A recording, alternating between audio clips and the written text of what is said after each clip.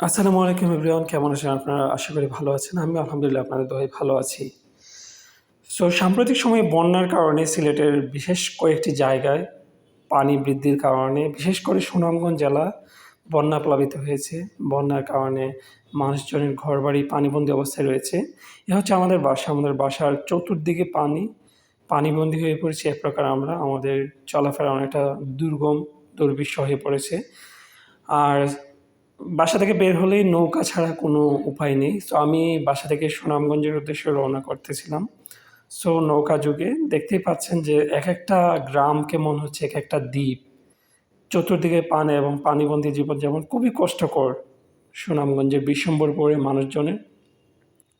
So এখানে নৌকা ছাড়া চলাচল করা সম্ভব না। আমি নৌকা পার হচ্ছি।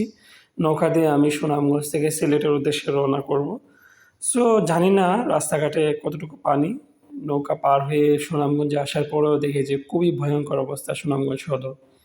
রাস্তার চতুর্দিকে পানি আর পানি। দেখেই মনে হচ্ছে সমুদ্র থেকে ঢেউ আছড়ে পড়ছে রাস্তার দুপাশে। খুবই ভয়ংকর অবস্থা।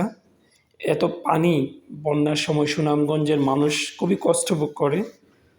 আমি সিলেটে যাওয়ার উদ্দেশ্যে মূলত বের হলাম।